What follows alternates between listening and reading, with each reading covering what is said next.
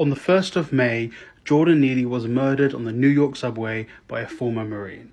Jordan Neely was a black man with mental health issues and was homeless. And this Marine decided the best course of action to deal with Mr. Neely having what some would describe as an episode. The best course of action was to put him in a chokehold for 15 minutes until he died. Neely did have a history of mental health issues and he did have a criminal record, but instead of being given the help by the state of New York and instead of being given the help and compassion by this former Marine who was meant to be able to, handle difficult situations, he was continuously thrown back on the street by the state of New York and he was put into a chokehold for 15 minutes by a man who is trained to kill people. People are already using Neely's criminal background to justify his murder by this Marine. And I can't believe I need to say this again, but someone's past actions does not justify someone else taking their life.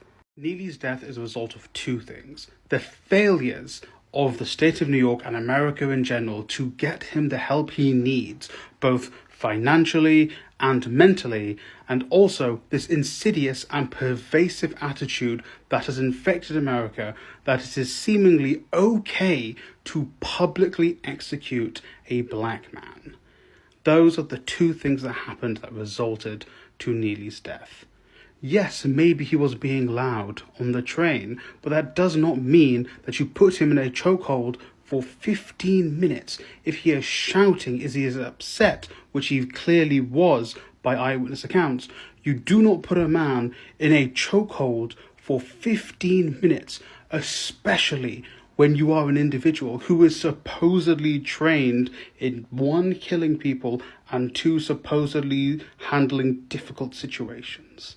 What happened to the Marine? He got a pat on the back and is being congratulated instead of being charged with murder. He deliberately kept him in that chokehold for 15 minutes. You cannot claim self-defense when you deliberately intend to harm someone, because putting someone in a chokehold for 15 minutes is a deliberate choice. But as this is America, I do not expect anything to happen to this man. I expect him to face no consequences. Frankly, he'll probably build a platform off of this murder he's committed.